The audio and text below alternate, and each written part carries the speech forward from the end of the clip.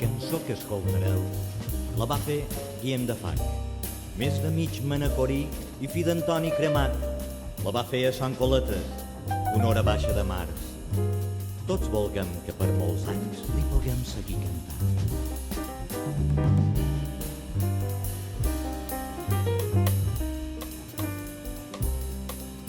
L'any 1450 pitjor fou que el de sa fam. Els rics mengen pa de xeixa, diuen ses dones plorant. Amb motiu de la presentació de relats d'en Bernat Nadal, Antoni Vidal Ferrando ens fa el gust d'estar aquí un altre per fer la presentació i l'editor me farà 5 cèntims també, una miqueta.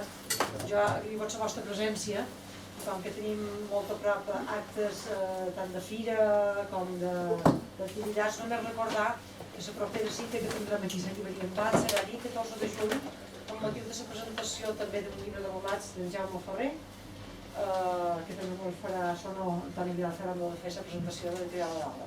I res més, passant-nos la paraula, si n'hi ha ara vol fer una mica d'introducció. Aquest és un llibre de Bernat Nadal, que no és un llibre qualsevol.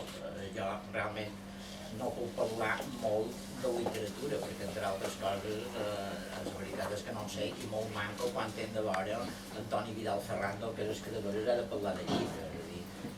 Seria una grosseria molt intervenir en coses de literatura, quan en realitat jo de literatura en sé poc, tot i que pens que la literatura ho és tot, és a dir, això de dividir creadors, gent que fa novel·les, creació literària i dividir gent que escriu història o antropologia o sociologia, me sembla una qüestió, perquè en realitat tots són escriptors. Això és una cosa que en literatura no l'hauria de dir davant d'un auditori també, que té totalment assumit, això estic segur, però ho té assumit, però normalment quan se parla d'escriptors se parla sempre, gairebé sempre, de creadors literaris i no tenen mai en compte, per exemple, els historiadors, és a dir, és vera que els historiadors per natura s'ho han de fer mirar, perquè quan els llegim la majoria de vegades no es caben de les mans, això per natura haurien de fer qualque curset de reciclatge d'aquest que se fan ara d'escriptura.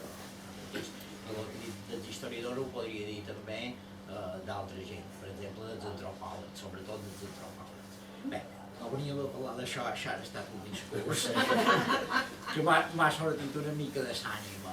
Bé, jo en realitat del llibre de Bernat Nadal només podria dir per ventura dues coses, que són dues idees que tenc molt marcades, que són per una banda que en Bernat Nadal en aquesta primera, entre cometes també, experiència, no és la primera, però bueno, com a llibre sí, de narrativa, acusa el que acusen tots els poetes que escriuen narrativa. És a dir, se nota molt que és un poeta que escriu, quan llegireu aquestes narracions veureu que ens ha escrit un poeta, a més, de cap a peus. Què passa? Que això, si ho traslladàssim a la plàstica, per exemple, a en Bernat li passa exactament el mateix que ens passa als pintors que a un moment determinat entren dins el món del gravat calcogràfic. És a dir, quan un pintor entra dins el món dels tòrcols i dels gravats calcogràfics o de les xilografies, la influència d'aquesta tècnica és tan grossa que ja mai més se poden desprendre de les tècniques del gravat, sobretot quan pinten. Per tant, en Bernat, aquesta literatura copsa una mica el mateix que copsen els pintors que un moment determinat graven. Per tant, a tu te passa això per jo, no? És a dir, a més és una mirada no especialitzada. Llavors seria una altra part que també és molt interessant del llibre, que a mi m'ha interessat molt, que és, a més ell ho justifica i ho diu i a més n'he parlat amb ell moltíssimes de vegades, no? És aquesta necessitat de prioritzar el sentiment, no? Que també és una cosa molt poètica, està claríssim. I d'això encara me n'he donat més compte aquests dies que ha caigut en les meves mans un textos que són un textos d'un anarquista mallorquí que va viure a Barcelona un munt d'anys, però sobretot hi va viure durant la Guerra Civil I el 39, naturalment, va passar per tota una sèrie de camps de concentració a França, des d'Argelès-sur-Mer fins a no me'n recordo, no? I llegint aquest epistolari, que era un epistolari excepcional d'unes 50 pàgines, aquest home era fuster, anarquista, però segur que era un home intel·ligent. I precisament les cartes transmeten això mateix que transmet en Bernat en el llibre, és a dir, bàsicament el sentiment, no? I que és una cosa que no és gent fàcil. Jo crec que no ha de ser gent fàcil per un creador, per aventura, per un que escriu unes cartes a la família ja és una altra cosa, distinta. No ho sé. Gràcies, Bernat, per haver confiat en l'editorial. Crec que han encertat. Per tant, continuo. I sobretot, el més important de tot és no el deixin, no? És a dir, hi ha que continuar escrivint, això és fonamental.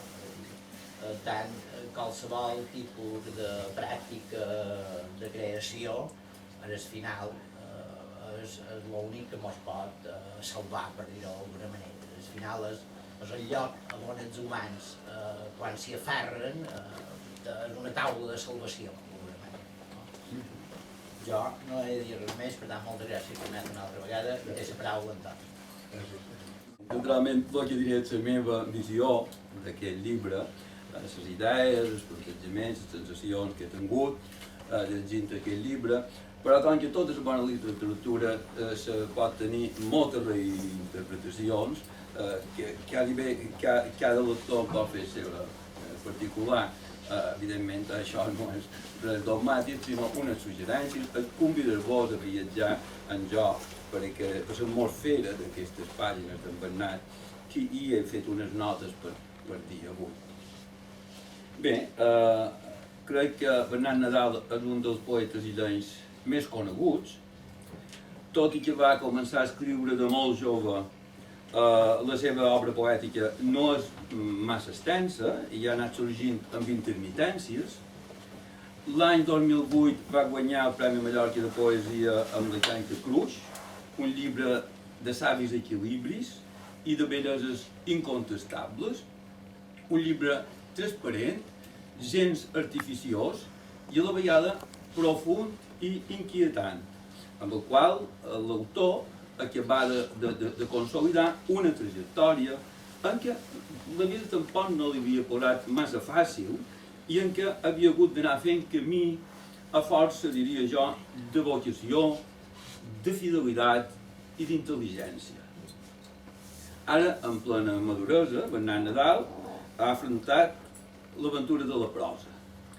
I el resultat és la part freda del llit, un conjunt de narracions que presentam avui, que ha editat en Lleonat, un dels millors editors, i ho puc dir perquè fa molt de temps que conec el seu compromís en els llibres i el seu compromís en la cultura. Amb el Lleonat ens coneixem de la universitat i per tant ell sap que li tenc molt d'afecte i també una admiració. Bé, en Bernat no és que amb aquestes narracions hagi desertat del seu compromís poètic.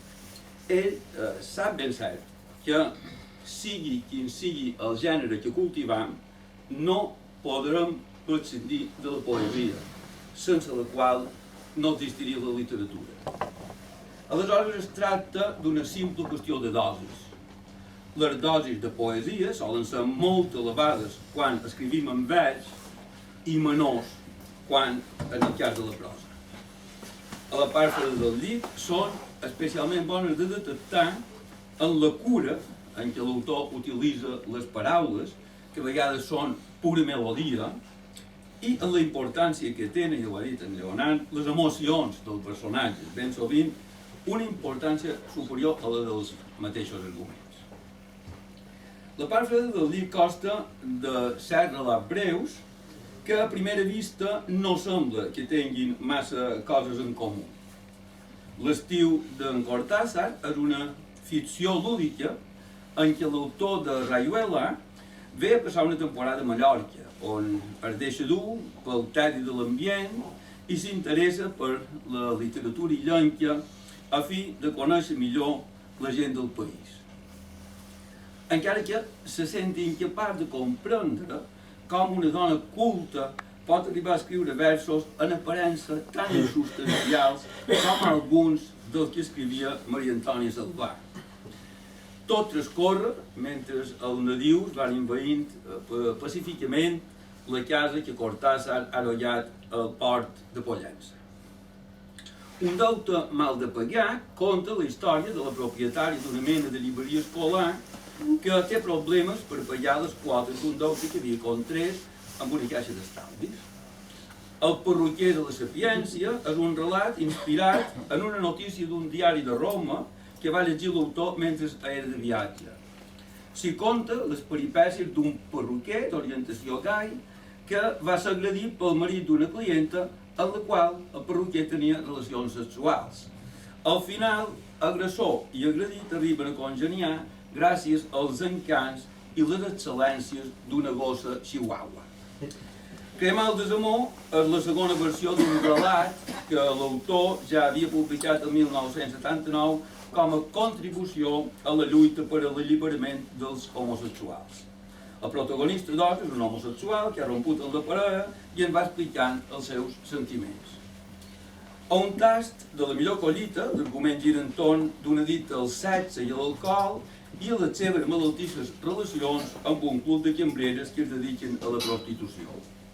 A l'Opel del 33 s'hi descriuen l'ambient social de la Mallorca de finals dels anys 60 i les aventures i desventures d'un jove conductor que va festejar fora poble amb un vell Opel que acaba per erigir-se en coprotagonista del relat.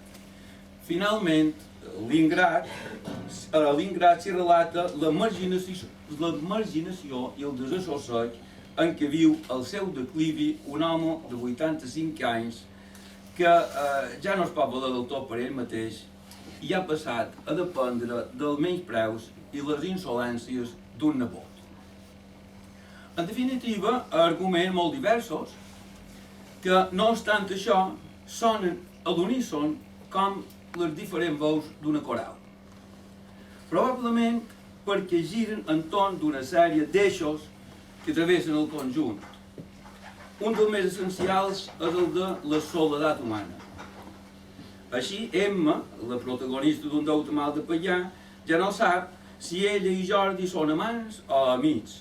El resultat és que, sense trobar-se submergida en una solitud desesperant, quan la llum tènue de la matinada guaitava per la finestra i ella es començava a girar i allargar els braços com si estàs explorant, li resultava depriment trobar aquell espai immens del llençol que li transmetia la buidor de la part freda del dia.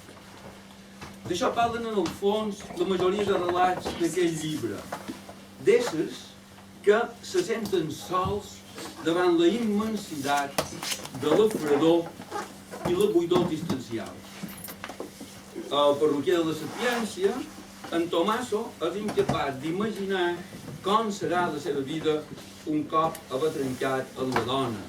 I just de pensar-ho, el seu estat d'ànim esdevé una regió deserta. A cremar el desamor, Ramon va arribar a repetir 6 o 7 vegades seguides que en la solitud s'hi trobava malament i molt trist, i ho reforçava dient que trobar-se tot sol era la pitjor desgràcia que li pot succeir a qualsevol persona. En Biel, el protagonista d'un tat de la millor collita, pensava que havia nascut tacat per una mena de solitud essencial, que algunes vegades suportava estoicament i altres li rebentava l'ànima. A partir d'aquí, el que ell intenta és omplir la solitud de plaers. Però la solitud té moltes cares. Quan venia de festejar amb el seu Opel del 33 i el cotxe s'havia quedat sense aigua en plena nit de boira, a Miquel li semblava viure aquell passatge del Petit Príncep quan aquest, enmig del desert, demana a una planta si havia vist passar cap home. El vell Tim, tot i no trobar-se sol físicament, s'hi trobava pel fet de no tenir ningú amb qui compartir els records i les xabotes. Un altre dels eixos transversals de la part freda del llit és la descripció d'ambients, de costums de mentalitats, de modes i criteris que mouen la voluntat de la gent d'aquella època.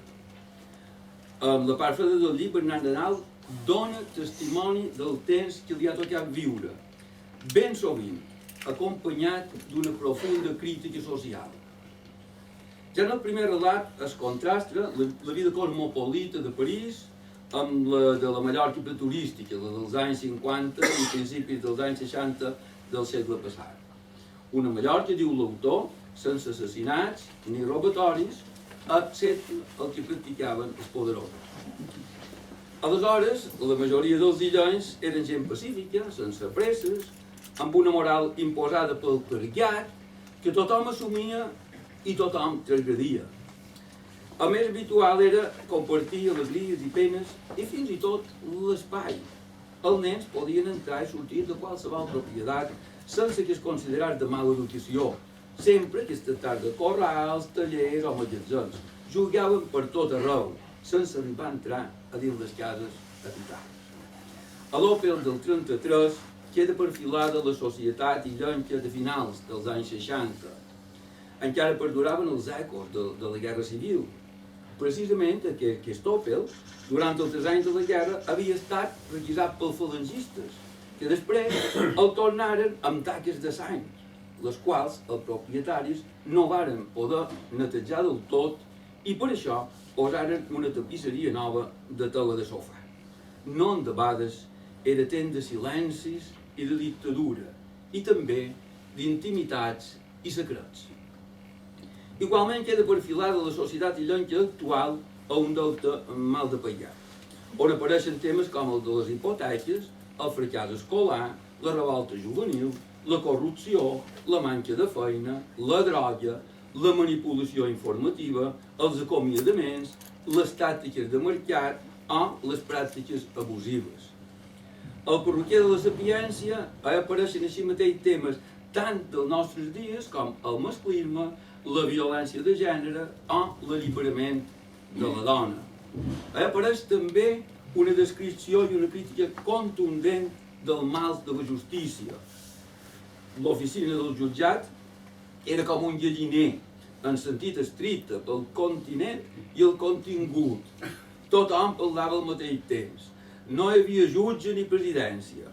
El jutge l'havia de substituir el secretari judicial i aquest havia delegat en una funcionària que prenia notes en un petit ordinador en el qual escrivia qui sap què únicament en 2 dits perquè no tenia res del que deia. A dins la mateixa línia, a l'Ingrat es fa una anàlisi magistral dels problemes de la gent d'edat en un món fet a la mesura dels forts i en el qual tot aquell a qui no es pot treure plusvàlua és de sobre. Les urgències del sexe són així mateix un dels temes recurrents de la part freda del llibre. A un tast de la millor collita, en Biel, el protagonista, s'identificava amb el foll de la pel·lícula d'en Fellini, aquell que s'enfilava a un arbre i es posava a cridar que volia una dona. Als seus 85 anys, el vell Tim no pot evitar de tenir una erecció quan la noia que el servia el renta dins la banyera amb una esponja i sabó, cosa que el fa sentir com si es trobés en una platja de Hawaii. A l'estiu d'en Cortázar, aquest arriba a pensar que en realitat Maria Antònia Salvà era una pervertida, perquè no podia entendre que darrere aquells poemes conceptualment infectes no s'hi amagés una intimitat luxuriosa. Quan llegia allò de la malícia desvetllada, enrevinclant-se, va esquerdar el text, Cortázar entenia que la poetesa descrivia amb immens plaer un fal·lus que entrava dins ella de forma impetuosa. Sexe i sarcasme combinen a la perfecció. Com el cas d'Emma, la propietària de la llibreria escolar, que en comptes de llibres o material didàctic, el que despatxa de debò són condoms, que compren sobretot les noies i nois de 12 o 13 anys. El problema era que ella només no tenia una ínfima comissió de 20 cèntims, perquè en realitat els autèntics propietaris de la màquina que els subministrava eren un empresari d'escurabutxaques i un apotecari catòlic que era vicepresident comercial d'un partit polític i dels rotaris, i que per 30 monedes hagués venut sa mare. Llavors també hi ha el cas d'en Sergio, el perruquer gai, que quan va arribar a la pubertat va començar a experimentar atracció per a alguns al·lots del seu entorn. Sergio es va fixar que aquest frare mai no li feia moixaines i encara menys el palpava, ni altres coses per l'estil, com deia que feien els companys. Triaven al·lots vells, guapets, però no afeminats. Decididament ell no representava la imatge del noi perfecte i pensava: els frares no m'empaiten perquè sóc com una nena. Sexe i cercant-me i tot barrejat més d'un cop amb una clara denúncia. Sens dubte, aquestes narracions de Bernat Nadal són una autèntica expressió del comportament humà i dels seus misteris i contradiccions. Contradiccions que es fan evidents amb freqüència. Cortázar recorda com alguns teòrics progressistes del París de la Bohèmia negaven l'existència de Déu, tot i que creien en la del dimoni. A un delta mal de Pallà, el personatge que sembla que actua com a botxí acaba sent la víctima principal de la narració. En Sergio, el perruquer, sempre havia estudiat amb frares i monges, i en conseqüència considerava extingida i pagada qualsevol obligació vers la religió. Trobava que duia molts rosaris avançats. En canvi, mai no va oblidar la poesia que li feren memoritzar amb motiu de fer la primera comunió. I, a desir ara, tenia necessitat de recitar fragments del seu acte de fe de quan tenia 7 anys. Més encara, després del seu fracàs amorós, en Ramon, l'homosexual, va dir que estimava tant la vida que podria ser una gran culminació lliurar-se al suïcidi quan sofrir ja no tingués cap significat.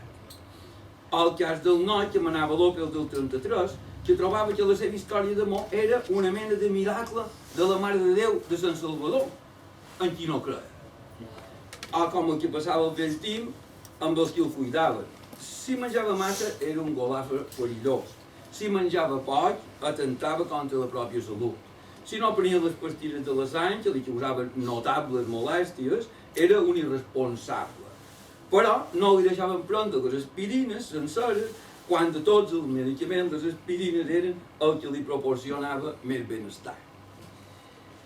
En tot, potser el que acaba de donar cos i una alta qualitat a la part freda del llit és el diàleg que s'hi estableix amb alguns dels millors mestres de la literatura. En unes notes que apareixen a les pàgines finals, Bernat Nadal explica que l'estiu d'en Cortázar és un homenatge a aquest escriptor i a la seva famosa narració Casa Tomada. He menjat cacavets i les coses. Que la frase que li va inspirar el títol del llibre va sorgir gràcies a la lectura d'un poema de Pablo Neruda, que un tard de la millor collita neix de la lectura del Jugador de Fyodor Dostoyevsky, o que l'idea de l'ingrat li va venir mentre llegia unes narracions de Raymond Carver, tot i que, quan es va poder escriure, el que intentà va ser interpretar els ambients familiars i tràgics d'algunes peces d'Anton Chekhov. Però Bernat Nadal va més enllà en el seu homenatge i encapçala la majoria de relats en cites literàries. És una manera d'expressar l'admiració que sempre escriptors com Joan Vinyoli, Giorgio Bassani, Auguste March, Bai Bonet o Jorge Guillén. El resultat de tot això són les riques atmosferes de la part freda del llit, on no és gens difícil detectar-hi un ventall d'històries que a vegades fan pensar en algunes de les més belles fites de la literatura universal. Per exemple, en els contes del Decameron, en el geni de Marcel Proust o en l'esplendor del realisme màgic. No és casual que el primer relat de la part freda del llit sigui l'estiu d'en Cortázar. Perdona.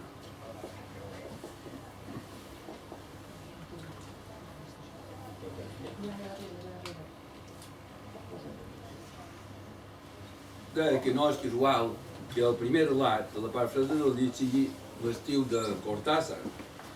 És una manera de començar a jugar amb les cartes destapades.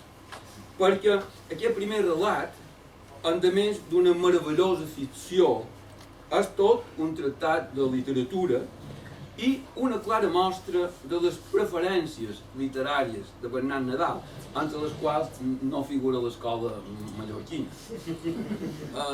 Com pot ser que d'una illa de llegenda que tocaria produir una literatura sensible, sensual, explosiva, surti una escriptora com Maria Antònia Salvà que fa versos tan carrinclons com «Oh, aquell amor consirosa i plaent», o carregats d'expressions tan cursis com «la libèl·lula i l'atzur». Es demanava Cortázar desconcertat per aquella dona que en comptes d'admirar els paisatges que es descrivia, els adulava. Com pot ser tan ingènua, prosseguia, mentre intentava comparar-la amb Simone de Beauvoir i amb altres escriptores avantguardistes. Mentrestant, el relat segueix plantejant temes tan interessants com el de la relació entre la literatura i la vida, els contrasts entre les obres acadèmiques i les de l'avantguarda, la llibertat dels creadors, les modes que la condicionen, el paper de les dones en la literatura, les relacions entre les formes i els arguments, les múltiples lectures que permeten les obres d'art, la supremacia de l'art sobre les doctrines o la mateixa ciència, la lectura com a mitjà d'enriquiment personal o el paper de l'acció i de la contemplació en la vida dels artistes. En definitiva, crec que aquest nou llibre de Bernat Nadal és una notable aportació a la narrativa catalana actual perquè té quasi tots els ingredients que ha de tenir un bon text. Sobretot té interès i qualitat. Bernat Nadal va escriure un dia: «Han cremat paradisos i consumit els somnis. Tenim moneda falsa. Però la part freda del llit és o literari de gran puresa». Moltes gràcies a tots per haver vingut. Gràcies a la Glòria, a la llibreria, que ens brinda aquesta ocasió magnífica d'estar plegats i de poder presentar el llibre. I era en Lleonard per haver-lo editat. El Lleonard ha encetat les seves paraules realment fent diana a la meva intenció. Jo provenc de la poesia i de cap manera volia fer prosa poètica, ni de cap manera volia fer poesia. Però em faig unes narracions que potser no estiguin gens de moda en aquests moments. Els que segueixen la pauta d'escriptors contemporanis més famosos, de narracions, veuran que donen molta importància a unes històries normalment divertides, o vegades absurdes o cíniques, que ens fan repensar coses, però conten molt aviat el que passa va aquí, va allà, li passa això, li passa allò. Però moltes vegades no diuen què és allò que sent el protagonista o qualsevol dels protagonistes. I jo crec que els fets, ocorren 1000 fets cada dia de milions, però ens afecten d'una forma o l'altra. I a mi m'ha interessat molt entrar dins el sentiment, dins les emocions dels personatges.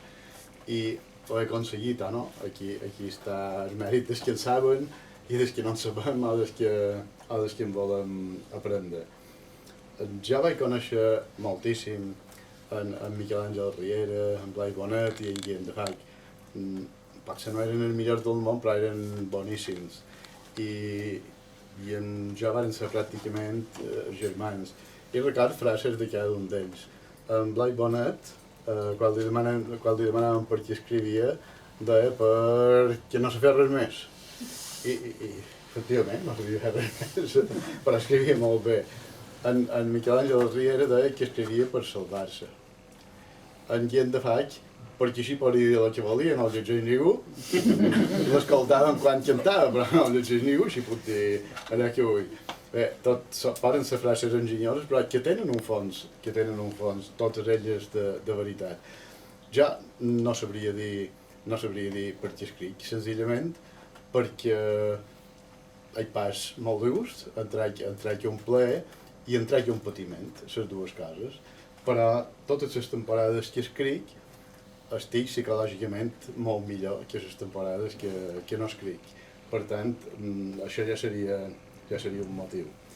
Quant al llibre, Antoni vos ha dit tot, pràcticament, si en parlem un poc més, quasi el vot llegiríem, ha dit tot el que hi havia.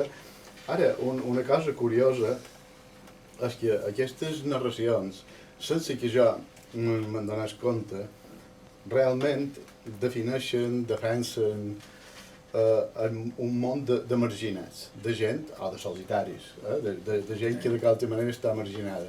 Això no era una intenció quan vaig escriure. Les narracions eren independents una de l'altra. I llevat de Seren Cortázar, que està tot sol i fa una reflexió sobre molts aspectes de literatura, jo us diré, de l'escola mallorquina en podem treure el llenguatge naturalment. Podem tenir fílies i fòbies, però tenien un llenguatge extraordinari que són els nostres padrins. Ara bé, tenien un poc compromís social que és vergonyós. A França, a Barcelona, per tot, hi havia uns artistes compromesos i que només l'únic que els interessava era menjar bé i tenir una bona panxa i tenir tot formentós si podien. Per tant, no m'agrada la gent de l'escola mallorquina, però els hem de llegir per salvar el llenguatge. Aquí, a un deute mal de pagar, com ha dit Antoni, hi ha una lota que té problemes, és a dir, problemes de la joventut d'avui que no troben feina i que les feines que troben són problemàtiques, inestables, que tampoc sap molt bé si manté una relació amorosa o si no la manté.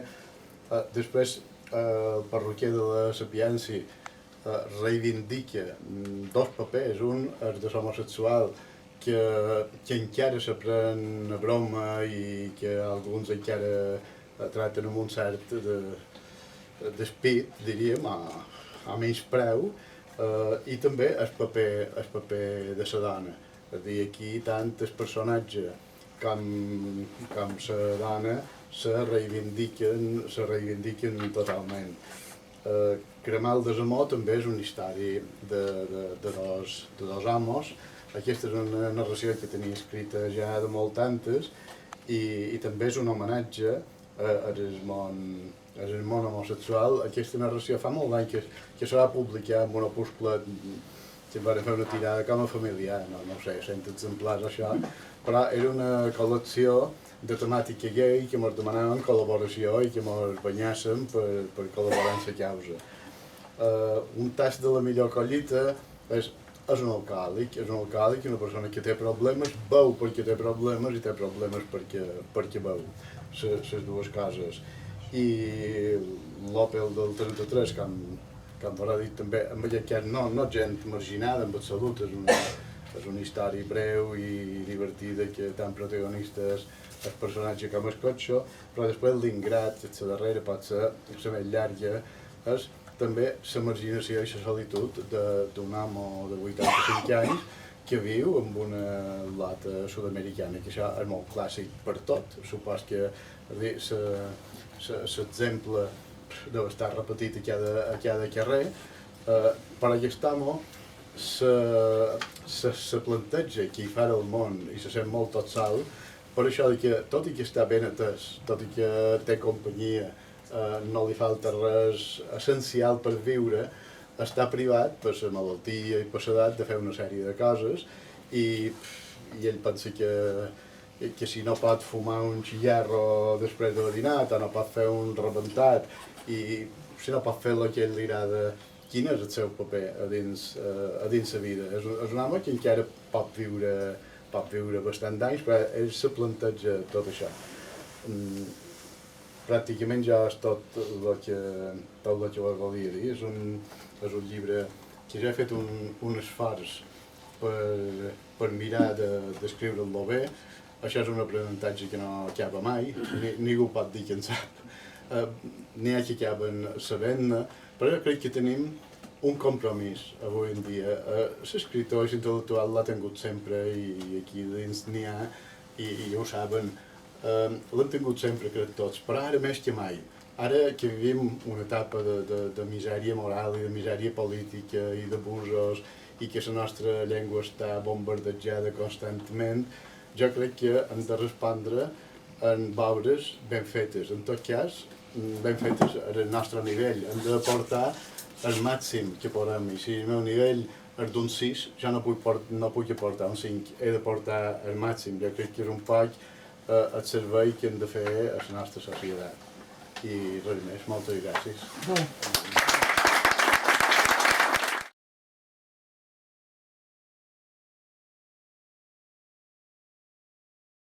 Abans que arribéssiu l'altre, no ha estat directament relacionat amb el llibre de relats, però sí que constatar que aquests darrers anys, a nivell creatiu, si s'està donant, i vol dir ser una mica del vostre parer, que a Mallorca concretament està revifant moltíssim tota la creació de la part forana. I crec que això, no sé si és que hi ha un camp creatiu específic, però que realment està emergent amb una qualitat magnífica. I a veure vosaltres del món intel·lectual literari, com veus el editor, com veu, per exemple, aquesta...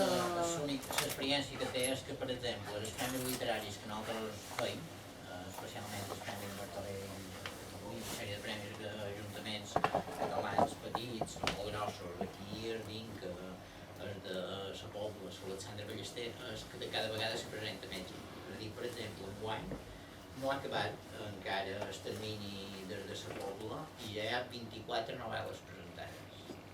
Que això és una barbaritat, és a dir, això és moltíssim. I a Inca encara és molt més gros el percentatge que se presenta a Inca. Es coneix que la Inca, una, dues Però és que els escriptors no són més de ciutats, sinó n'hi ha un percentatge molt més baix a nivell creatiu, aquí que n'hi ha una bona mostra, de que hi ha molta gent de...